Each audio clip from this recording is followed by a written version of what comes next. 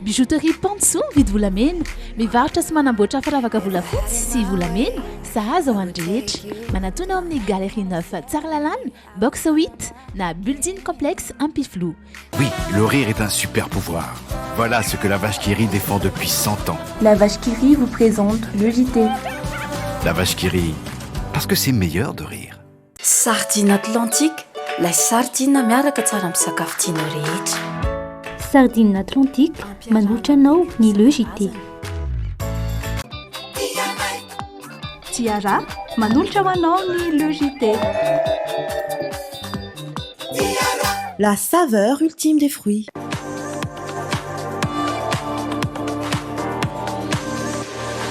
Luxor, le plaisir du confort. Iaino tanteraka ny lalao naiza amin'ny fotoana rehetra miaraka amin'ny betplanet.mg. Bet Planète manolotra anao ny le JT.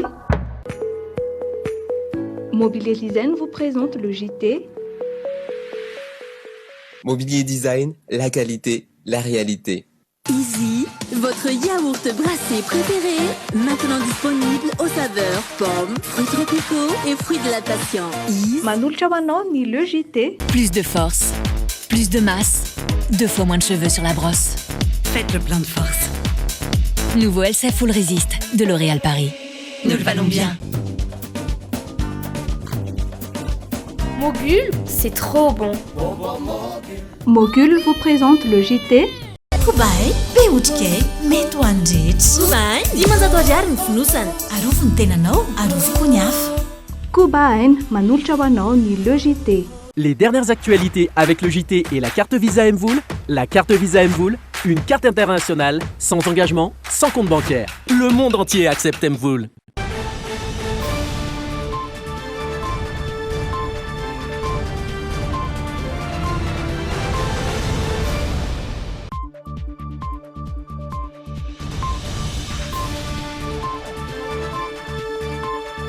Tafaraka eto amin'ny le JT indray isika amin'ity farany herinandro 17 aprily 2024 manolotra ny araba tompoko lahy sy tompoko vavy ary asianam-panajana isika naraka ny fampahalalam-baovao hatramin'ny farany eto amin'ny fahitalavitra Dreamin ireto avy hatrany ary ny lohateny ny vaovao nisongadina ho an'ny androany.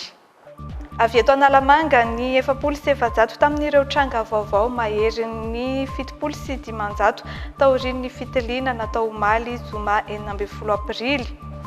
Anatin'ny tsy fahasalamana ny 3 amin'ireo mpikambana ao amin'ny fitsarana avy momba ny lalam-panorenana tsy azo tanterana nefa ny fifidianana izay ho filohan'ny HCC raha tsy manatrika sy mandray anjara avokoa ireo mpikambana Sivy-Menada.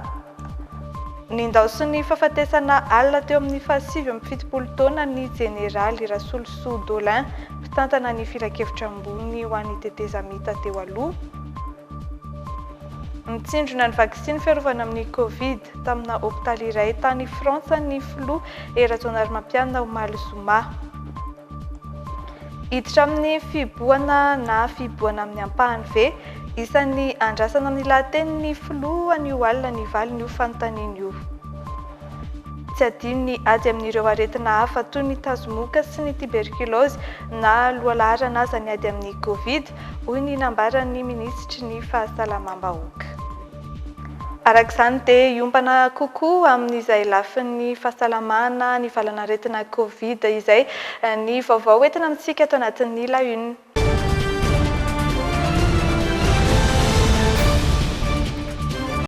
Araky ny efa natsitika tamin'ny lohateny teo dia avy eto Analamanga ny 700 tamin'ireo tranga vaovao mahery ny 700 omaly nahitana tranga betsaka Antananarivo sy ny distrika Antsimondrano raha ny taremarika Voaray Androany. Misafidy kosa ireo lavin'ny Covid manerana ny nosy roa teto Analamanga sy tany Boeny iray avy kosa no notomandry tany amin'ny faritry Sava Atsimandrefana ary Matsiatra Ambony. Indroary ireo atotanisa maneho izay fivoaran'ny Covid eto Madagasikara izay. Tamin'ireo fitiliana natao miisa 500 sy 1000, 770 ny tranga vaovao, 770 ireo sitrana soamantsara ary 7 no namony ainy ho an'ny zoma 9 aprily 2024. Roa 950 ny manaraka fitsaboana ka ny 13 no manana tranga misy fahasarotana. Avy eto Analamanga ny 700 tamin'ireo tranga vaovao ka ny 140 amin'izay teto Antananarivo renivohitra, 270 tany Avaradrano, 470 tao Atsimon-drano, 270 tany amin'ny distrikana Ambohidratrimo ary iray tany amin'ny distrikany Manjakandriana. Miisa 2 ny namony aino an'ny faritra Analamanga, 590 kosa ireo sitrana Soamantsara. Tsy nahitana tranga vaovao tany Atsinanana ary 40 no sitrana. Ho an'ny Diana, 13 ny tranga vaovao, 230 no sitrana. Aloatra Mangoro, 17 ny tranga vaovao, sitrana 9. Iray lavon'ny Covid ary 2 ireo sitrana tany Matsiatra Ambony. Boeny, 2 ny tranga vaovao ary 2 ny namony ainy. Faritra Vakinankaratra, tranga vaovao iray. Iray no namony ainy tany amin'ny faritra Isava. 12 ny tranga vaovao, iray no namony ainy tany amin'ny faritra Tsimondrefana. Faritra Vatovavy Fitofonany, tranga vaovao 3. Iray ny tranga vaovao tao amin'ny Morony Mania. Faritra Nalanjorofo, nahitana tranga vaovao misa 14 ary 9 ireo sitrana Soamantsara. Faritra Nosy, 10 ny tranga vaovao, 7 sitrana Soamantsara. Iorombe, iray ny tranga vaovao, 2 no sitrana. 4 kosa ny tranga vaovao tany Atsimo Atsinanana.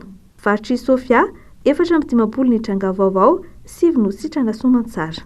Nanomboka ny 13 Marsa 2024 hatramin'ny 14 Aprily 2024, 17 sy 903 alina anisan'ireo efa nitondra ny tsimbokaretina teto Madagasikara. 17 sy 702 alina ireo sitrana Soamantsara, manome ta 20,750 isan-jato. Miisa 730 sy 500 ireo notomandry lavon'ny coronavirus, manome ta 2,7 isan-jato. 920 sy 700 sy 400 sy 9 sy iray hetsy kosa ireo fitiliana vita hatr'izay. Tsy afaka ny isafidy izay ho filohan'ny fitsarana avy momba ny lalam-panorenana ireo mpikambana raha tsy manatrika sy mandray anjara avokoa ireo mpikambana Sivy Menada, mpikambana 3 ao anatin'ny tsy fahasalamana nefa ankehitriny araka ny fampitam-baovao Noelson William, Rakotoarso Florent ary Imbalo Ranay Fidèle. Farafatarany amin'ny 7 Aprily no tafapetraka ny filoha vaovao 20 andro aorian'ny nametrahana ny mpikambana vaovao. Mitondra ny fanampanazavan'ny Fenoazariana sy Kasambola Manana. Mpikambana 3 anivon'ny fitsarana avy mbola lampandriana no tsy salama ankehitriny. Antony tsy mahavoafidatra amin'izao izay ho filohan ity fitsarana ity. Efa nararika tsy afaka nanao fianianana i Noelson William, marary ihany koa Imbalo Ranay Fidèle amin'izao fotoana. Tsy afaka nitarika ny fivoriana fa narary ny 13 Aprily lasa teo i Rakotoarso Florent. Araka ny andinin'ny 12 ao anatin'ny fitsipika anatiny eo anivon'ny fitsarana avy mbola lampandrinana dia 20 andro aorian'ny fiany no tsy maintsy fantatra ny filohany, izany hoe amin'ny 20 Aprily ho avy izao. Raha sanatria tsy mbola sitrana ireo marary ireo na mitombo ny mpikambana tsy hita eo anivon'ny fitsarana, dia lazaina ho toy ny tsy misy ity fitsarana ity. Ny vao 20 andro Febitaona io, raha tokony ho 9 andro izany teo aloha, nasiam-pantsiana ka nivoaka tamin'ny fanapahana farany voalohany an'ity fitsarana avy mbola lampandrinana vaovao ity. Niova ihany koa ohatra ny andinin'ny 440 amin'ny fitsipika anatiny, fa raha tsy eo daholo ireo olona mananjo mifidy dia tsy misy ny fifidianana. Afaka natao nefa ny fifidianana teo aloha na dia misy tonga aza ireo mpikambana.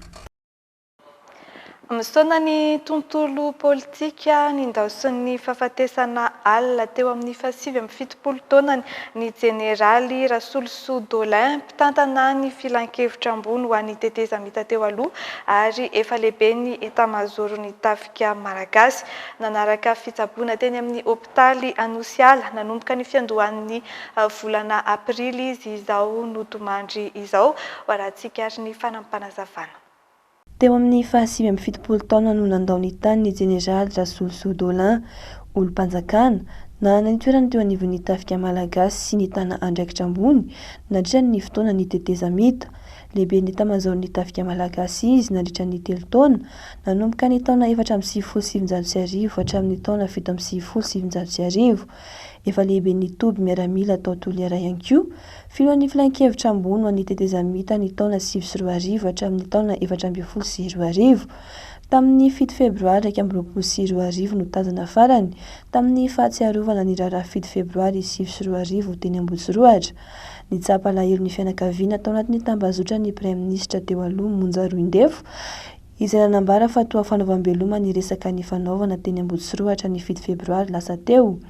Nanao ny fanaovam-belomany ihany koa ny Ministeran'ny Fiarovam-pirenena Verzoky Veray Amandreny. Miondrika ampanajana eo anatrian'izao fahalasana izao, izay eto amin'ny fahitalavitra Dreamina sy ny Logité, miara-miory amin'ny fianakaviana manontolo.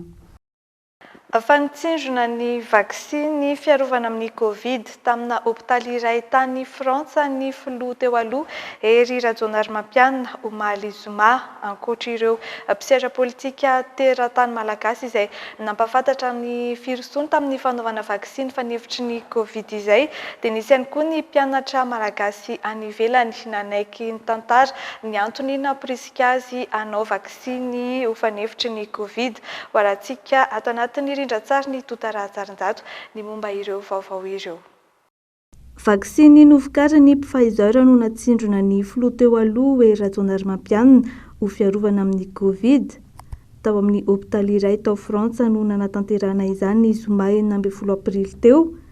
Mpitsabo teratany malagasy kosa no nisahana ny fanaovam-vaksiny ny filoha Rajaonarimampianina. Sady lehibe ny hôpitaly io mpitsabo malagasy io no filohan'ny Groupement des Intellectuels de Madagascar. Rajaivina tamin'ny taondasa ny 13 desambra 2024 dia efa nanasongadina ny mahazava-dehibe ny vaksiny ny filoha teo aloha hoe Rajaonarimampianina ho fiarovana ny vahoaka sy ny toe-karena no ilay aretina Covid fantatra fa hitoetra maharitra. 3 volana taorian'izay ny volana marsa 2024 kosa izy no nandrososi-kevitra ny tokony hanaovana lohalarana ny lafiny sosialy ary mifanindran-dalana amin'izay ny fametrahana drafitra ara-toe-karena mazava hiatrehana ny Covid. Ankoatra ireo mpisehatra politika teratany malagasy nampafantatra ny firosoany tamin'ny fanaovam-vaksiny fanefitry ny Covid. Nisy ihany koa ny mpianatra malagasy any ivelany nanaiky ny tantara ny namparisika azy natao vaksiny. Isan'izany Karine, iray volana latsaka kely teo izay izy no nitsindrona ny vaksiny AstraZeneca. Za mianatra di Allemagne amin'ny Académie de la Santé. Amin'ny mampianatra ana dia mifanerasera amin'ny olona marobe amin'ilay resaka fahasalamana. Tena mifanerasera indrindra koa moa ny olona be antitra. Tiako hiaro an'ireny olona ireny, sy tiako hiaro ny tenako manokana koa mba tsy ho ifindran'ilay aretina. Dia zany ny antony nanapahako ny hevitra hoe hanao vaksina corona. Ohatra hoe aty manokana zany hoe ohatra zao hoe misy fotoana anao tsy afaka mandeha teatra, tsy afaka mandeha cinéma, tsy afaka mandeha mijery baolina, tsy afaka mandeha amin'ny toerana izay afaka hialany sasatra sy ny sisa raha tsy vita vaksin. Zany koa zany antony koa nandrisika nanao vaksiny. Tsy vitsy amin'ireo firenena tsy Afrika no efa miroso amin'ny fanaovana vaksiny. Isan'izany Seychelles sy Comore izay isan'ireo nosy lavitra ny Madagasikara. Ny famakafakana ny votoatin'ny mety ho laten'ny filoha rehefa avy eo ny fiarovana ny tantsaha amin'ny valanaretina ary ny maresaka iraisam-pirenena ireo no isan'ny hitantsika ato anatin'ny Actu.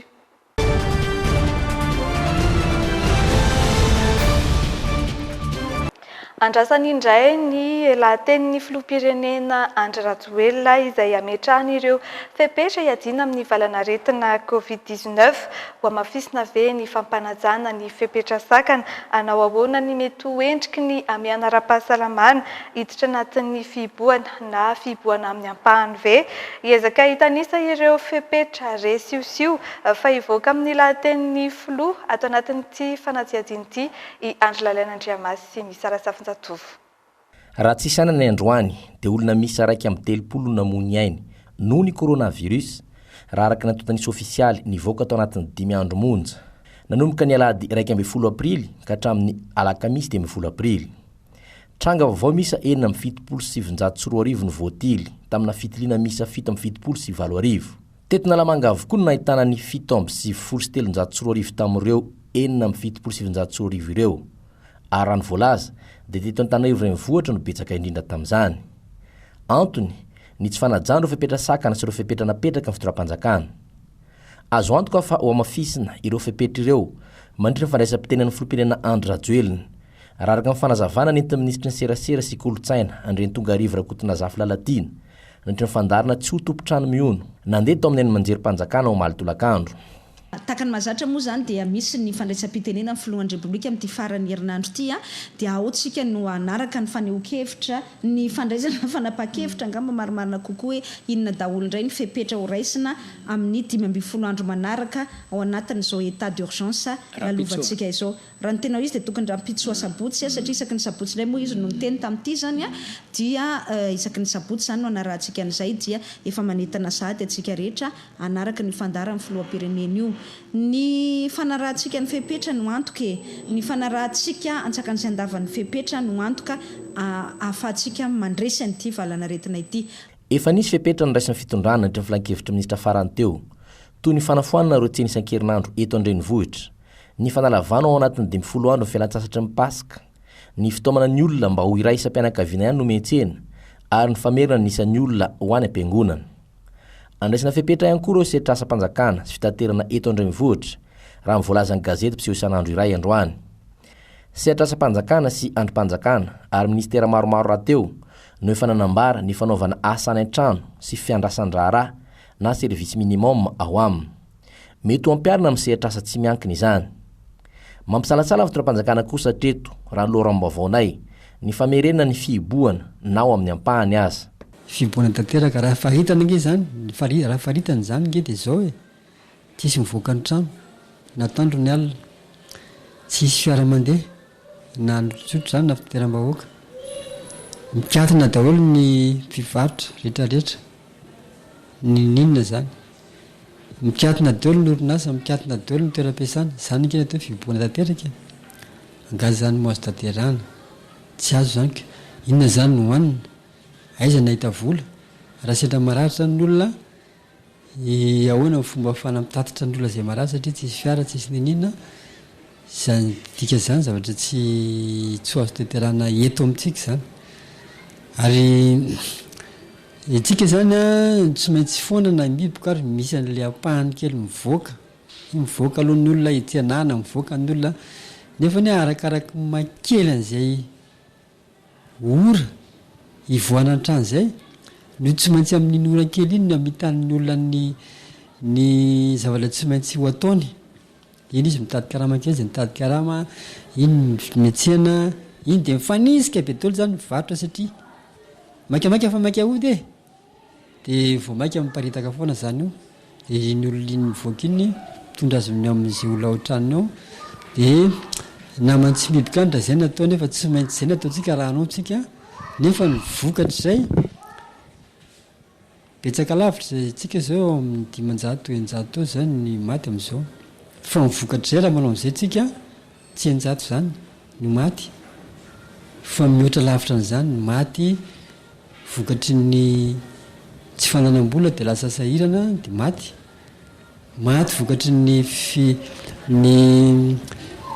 fiakaran'ny herisetra isan-karazany voaentaka voatsindronanjy mondial voaentaka maty vokatry ny fahaverezany asa mpikatona ny asa ny orinasa tsisy dia sahirana miamanitra betsaka lavitra noho izany zany maty.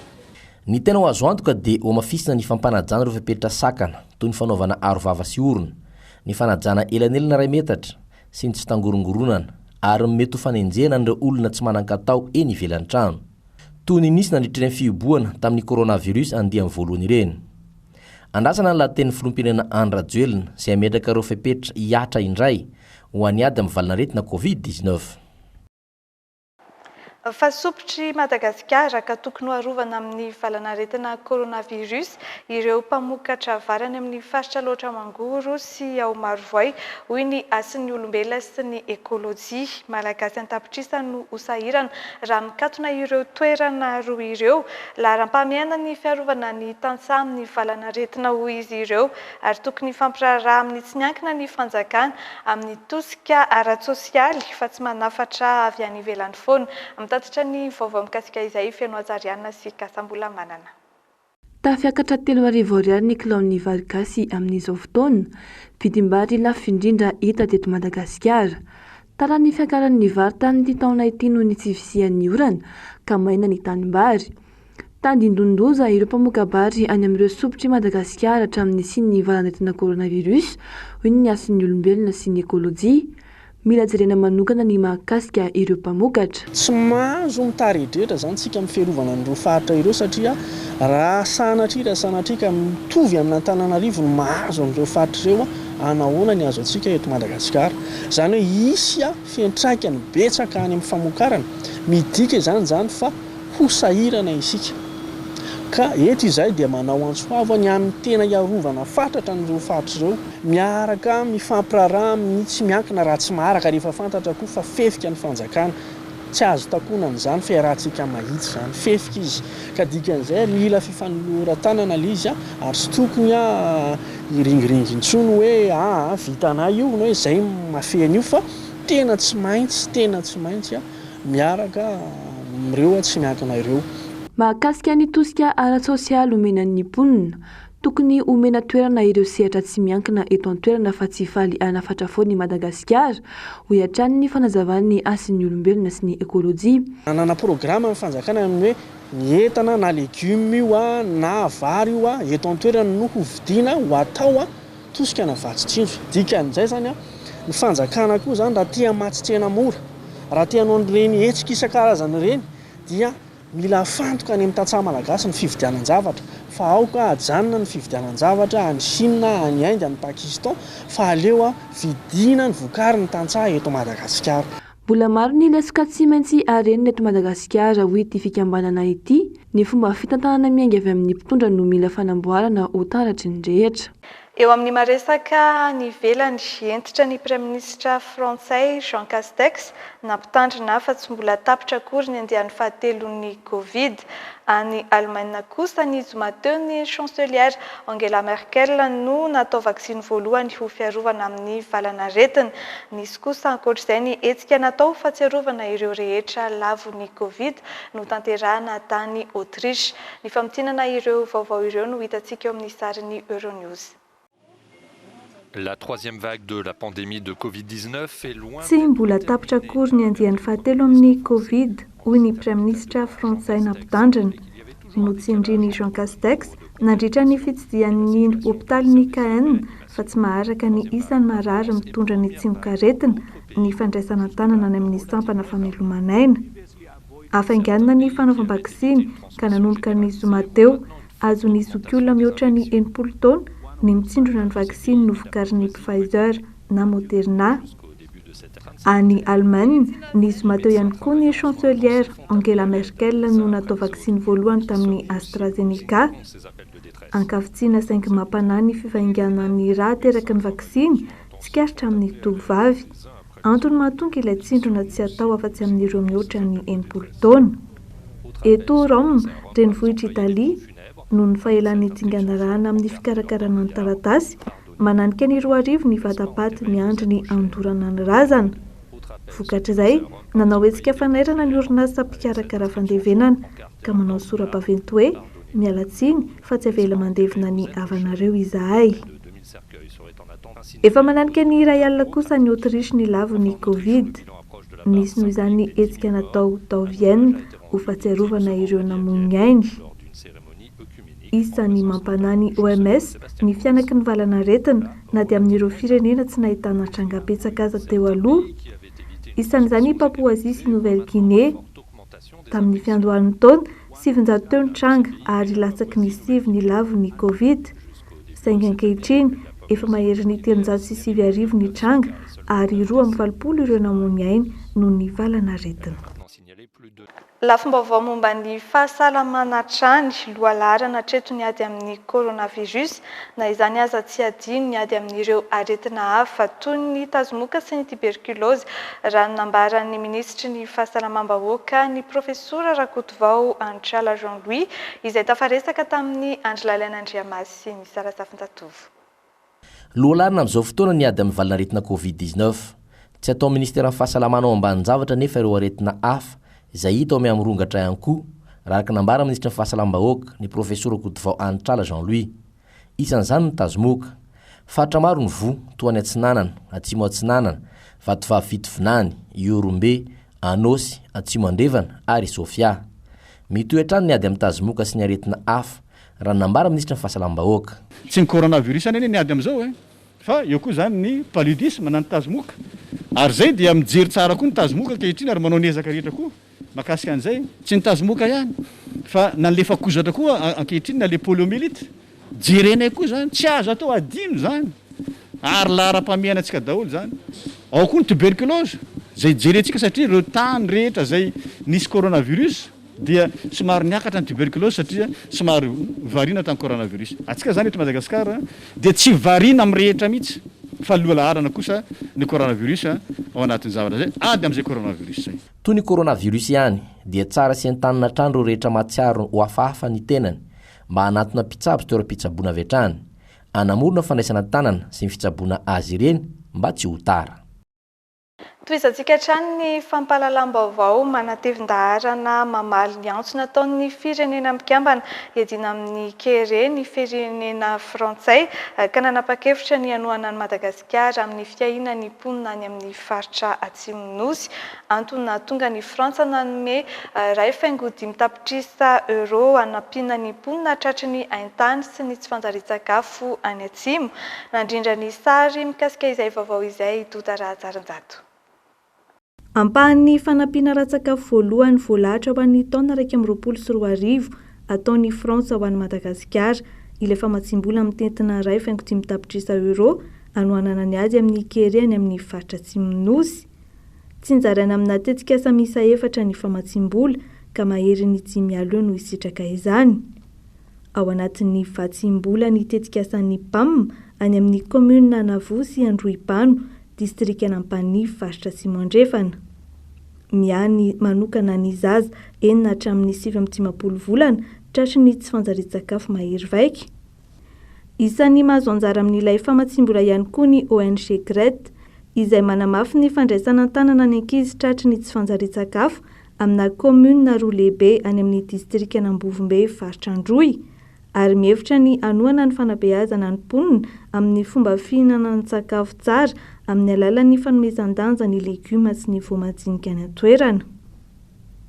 Tetikasa fahatelo mahazo ilay vatsimbola ny an'ny Action contre la faim, mikendry ny fiarovana momba ny fivelomana amin'ny sakafo ho an'ireo vondrona marefo amin'ny alalan'ny fanatsarana ny fanamafisana ny fivondronam-behivavy ho an'ny faharetana, fizakantena sy ny famaroany ny karazana sakafo. Tetikasa faha-4 misitraka ny famatsimbola ny an'ny ONG Humanité et Inclusion, tanjon'ny fikambanana ny hanome fanampiana ratsakafo vonjomaika ho an'ny olona manana fahasembanana sy ny ankohonany any amin'ny faritra Atsimo-Andrefana. Mba hampihenana ny loza mety hitranga ara-tsakafo mifandraika amin'ny haintany any amin'ny faritra Atsimo. Mariana fa miasa mavitrika any Atsimo ireo ONG frantsay telo ireo ary miara-mamolavola paikady ombonana amin'ny fandraisana tanana indrindra ho an'ny zaza tsy ampy sakafo. Lafim-baovao momba ny trangam-piarahamonina jiolahy ampolony izay kuizana amin'ny fanafiana amin'ny tampedina no trasany zandarmariam-pirenena tamin'ity herinandro ity avy amin'ny vory-topiliovana Atsinanana. Tratra niaraka tamin'izy ireo nandritra izay ihany koa ny fitaovam-piadiana mahery vaika izay entin'izy ireo manao fanafiana. Sarona nandritra ny fidinana ifotony nataon'ny mpitandro ny filaminana ankoatr'izay ny entana maro samihafa izay nangalarin'ireo jiolahy.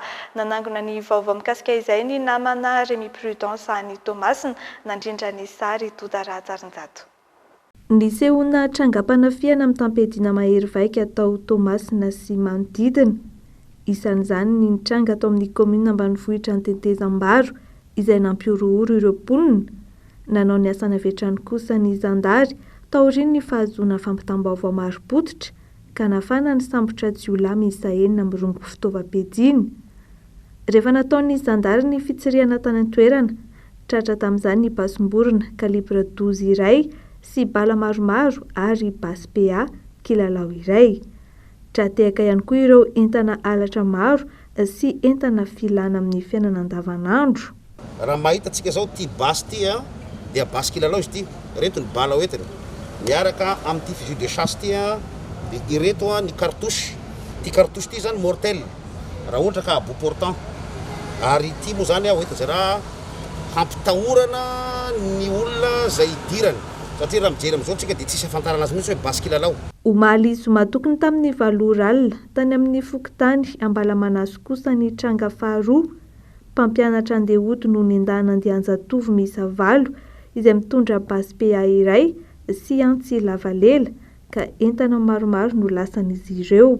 Andiana tanora mitondra an'ity antsy be ity dia miaraka amin'ity basy anankiray ity no nanao le fisakana no ray aman-dreny io ary dia miaraka amin'reto bala reto. Izy zany bala blanc izy ity fa mipoka zany hoe afaka miintimide le olona zay sakanany dia tena mipoka ohatran'ny tena basy. Raha vao misy tranga mampiayay amintsika any dia aza salasala miantso numéro 119 gratuit na miantso numéro 034 20 145 97. Ireo numéro anakireo dia efa miaraka amin'ny élémentsika zay manao patrouille isanandro any amin'ny toerana rehetrarehetra zay eritreretina fa sensible. Nampandre avy hatrany ny zandary ilay mpampianatra tao aorian'ny fanafiana ka nisy ny fanarahan-dia nataon'izy ireo. Vokany tratra tamin'ny trano tsy lavitra teo ny 5 tamin'ireo jiolahy miisa 7. Sarona niaraka tamin'izy ireo ihany koa ny fitaovana ary mbola tratra ihany koa ireo entana halatra toy ny moto sy ny maro hafa. Nyroso tamin'ny fanamboarana ny lalana simba sy ny fanotofana ny lavaka amin'ny fivezivezen'ny olona hatreny amin'ny lalana miazo ny serana antsambo ny Tomasina ny tompon'andraikitra any an-toerana. Ankoatr'izay dia nitohy hatrany ny fitsinjovana ny vahoaka amin'ny ady amin'ny coronavirus. Nanangona ny vaovao i Rémy Prudence ary namoaka sy nandrindra izany kosa i Andry Lalain'Andriamasy misy Arasafin-Jatovo. Manomboka ny asa fanatsarana ireo lalana izay ratsy sy misy lavadavaka amina toerana fivezivezen'ny olona maro sy amin'ny lalana fidirana sy voany amin'ny Serana-tsambo amin'izao fotoana, ny commune Ambonivohitra Tomasina 5 andro eo no antanterana ireo asa izay fiarah-miasa amin'ireo sehatra tsy miankina sy ireo olon-tsotra any an-toerana. Maro lalana izay mampikaikaika ny vahoaka ao Tomasina noho ny fahasimbana sy ny fisiany lavadavaka. Nisy ny asa fanarenana nataon'ny fari-piadidian'ny tanàna amin'ireny toerana fivezivezen'ny olona ireny, indrindra amin'ny lalana Ivondro izay fivoahana sy fidiran'ireo fiara-vaventy mitondra entana makany amin'ny Serana-tsambo. Ao anatin'ny tetikasa fitondram-panjakana le hoe asa avotra. Ny mampiavaka an'izy ity dia zao reto vahoaka nisy solotenan'ny association dia solotenan'ny fokotany avy amin'ny 2152 volana vitsivitsy lasa zay nitaraina amin'ity lalana ity hoe ratsy le lalana sy sisa.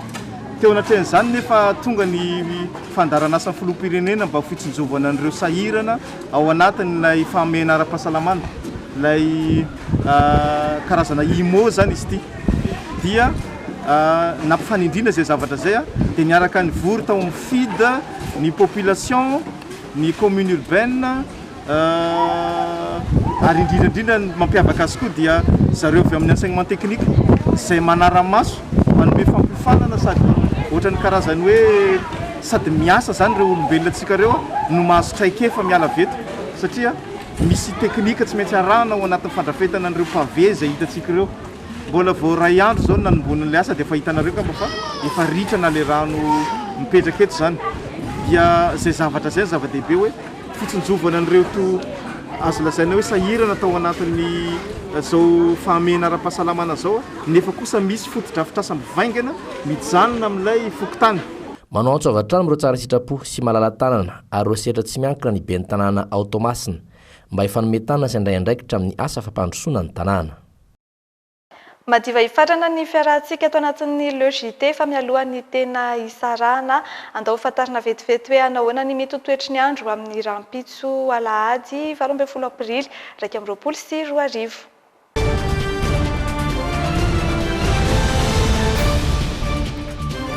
Atombontsika ny amin'ny tapany avaratry ny nosy toy ny mahazatra izay vinavinany mety ho toetry ny andro izay samy ifandimby ny rahona sy ny masoandro ho an'ny faritry Sava sy ny faritry Diana rampitso alahady. Ny maripana indray dia eo anelanelany 13 degré Celsius sy 12 degré Celsius. Ibalika ny masoandro ho an'ny faritry Boeny sy Melaky rampitso ifandimby kosa ny rahona sy ny masoandro ho an'ny faritry Betsiboka sy ny faritry Sofia. Ny maripana ambony indrindra 13 degré Celsius raha toa 20 degré Celsius ny maripana ambany indrindra.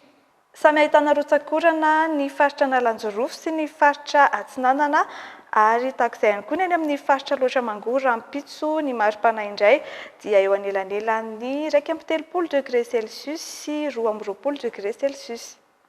Samy mifandimby ny rahona sy ny masoandro ho an'ny faritry Bonglava, Itasy, Analamanga ary ny faritry Vakinakaratra eo anelanelan'ny 13.0°C sy 18.0°C ny maripana ho amin'ny rampitso. Ahitana rotsakorana ny faritry Vatovavy Vonany sy ny faritra Atsimo-Atsinanana, samy mifandimby kosa ny rahona sy ny masoandro ho an'ny faritra Moronomaniry, Matsiatra Ambony ary ny faritry Orombe, ny maripana ambany indrindra 9.0°C, ny ambony indrindra kosa dia 7.0°C. Amaranantsika azy any amin'ny faritry Menabe sy Atsimo andrefana izay samy mibalika ny masoandro tahak'izay ihany koa ny any amin'ny faritra Androy, ifandimby kosa ny rahona sy ny masoandro ho an'ny faritra Anosy, ny maripana ambany indrindra 7.0°C ary 7.0°C ny maripana ambony indrindra. Isan'ny zanam-pandaharana fanarakintsika rehefa sabotsy tahak'izao ny ilay fitaolaka aorian'ny fampahalalam-baovao sy amin'ny valora sasany ihany ho any, hatreo kosa ny fiarahantsika atao anatin'ny Le JT ankasitrahana ny H boutique nampiakanjo ny mpanolotra ny fampahalalam-baovao, manome fotoanantsika amin'ny manaraka indray mandra-pitafa tompoko lahy sy tompoko vavy, mirary soa antsika rehetra.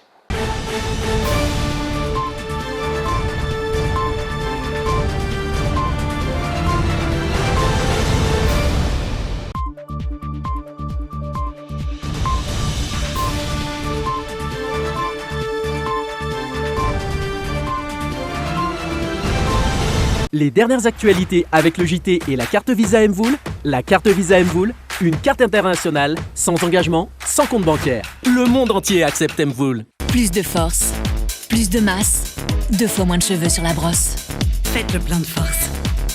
Nouveau LCF Full Resist de L'Oréal Paris. Nous le valons bien. Mobilier Design vous a présenté le JT. Mobilier Design, la qualité, la réalité. Tiara, manolotra ho anao ny Le JT. La saveur ultime des fruits.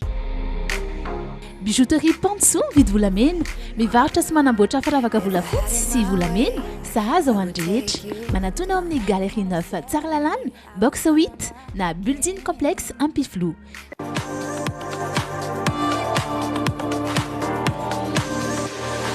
Luxor, le plaisir du confort.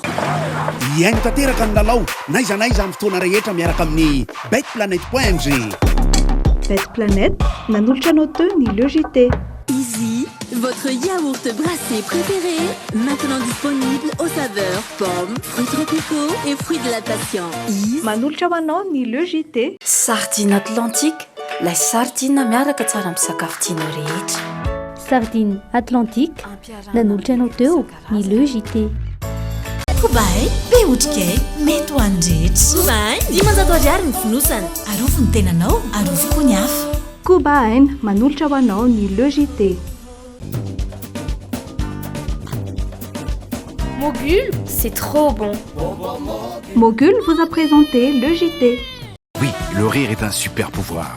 Voilà ce que la vache qui rit défend depuis 100 ans. La vache qui rit vous a présenté Le JT. La vache qui rit, parce que c'est meilleur de rire.